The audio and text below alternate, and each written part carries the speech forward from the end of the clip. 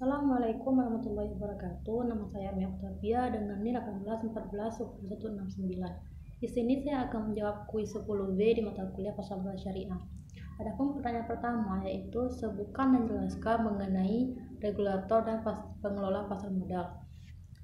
Regulator adalah pihak yang bertanggung jawab atas kegiatan pasar modal. Di Indonesia, regulator pasar modal disebut Otoritas Jasa Keuangan atau OJK. Otoritas Jasa Keuangan mempunyai tugas melakukan pengaturan dan pengawasan terhadap kegiatan jasa keuangan di sektor perbankan, sektor pasar modal, dan sektor INKB. Fungsi OJK menyelenggarakan sistem pengaturan dan pengawasan yang terintegrasi terhadap keseluruhan kegiatan di sektor jasa keuangan. Tujuan OJK agar keseluruhan kegiatan di dalam sektor jasa keuangan terselenggara secara teratur, adil, transparan, dan akuntabel, mampu mewujudkan sistem keuangan yang tumbuh secara berkelanjutan dan stabil, dan mampu melindungi kepentingan konsumen dan masyarakat. Pihak yang mengelola pasar modal disebut pengelola atau penyelenggara. Tugas dari pengelola pasar adalah merencanakan, mengkoordinir, dan mengevaluasi tugas di bidang pengelolaan. Pasar modal terdapat 3 institusi. Yang pertama yaitu Bursa Efek Indonesia sebagai tempat terjadinya transaksi efek. Kemudian ada Clearing Penjamin Efek Indonesia. Dan yang ketiga ada Custodian Central Efek Indonesia, tempat penyimpanan efek dan tempat pemindahbukuan hasil transaksi efek.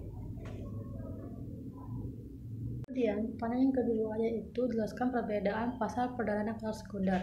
Pasar perdana merupakan pasar di mana saham diperdagangkan untuk pertama kalinya sebelum dicatat di Bursa Efek Indonesia. Di sini biasanya saham pertama kali ditawarkan kepada investor publik melalui mekanisme umum perdana.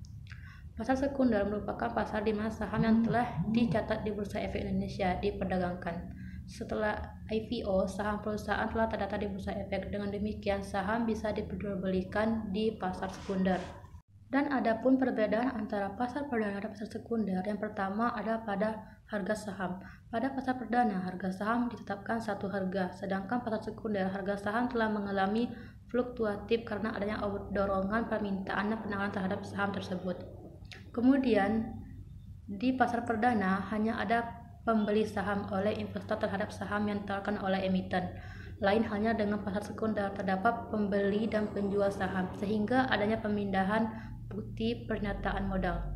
Kemudian pasar perdana, pembelian saham emiten tidak dikenakan komisi, sedangkan di sekunder dikenakan komisi. Kenapa demikian? Karena pada pasar perdana saham dijual melalui agen yang berafiliasi dengan emiten, sedangkan pasar sekunder pembelian dan penjualan melalui bantuan pialang atau broker sebagai perantara. Kemudian terletak pada waktu pemesanan. Jika pasar perdana, waktu pembelian saham dijadwalkan sesuai jadwal yang telah ditentukan. Sedangkan pada pasar sekunder, pemesanan dapat dilakukan kapan saja dengan volume berapa saja. Dan adapun pertanyaan ketiga yaitu jelaskan akad pemberi kuasa atau wakalah. Akad wakalah adalah pemberi kuasa oleh seorang sebagai pihak pertama kepada penerima kuasa sebagai wakil untuk melakukan suatu perbuatan hukum tertentu. Pemberi kuasa atau penerima kuasa bisa berasal dari pihak individu atau institusi. Objek yang diwakilkan di dalam wakalah biasa menyangkut masalah harta, nikah, dan lain-lainnya. Biasanya dalam wakalah penerima meminta upah atau ujroh kepada pihak pertama sebagai upah dari apa yang telah ia wakilkan, dan biasanya ujroh diberikan pada awal akad atau akhir akad.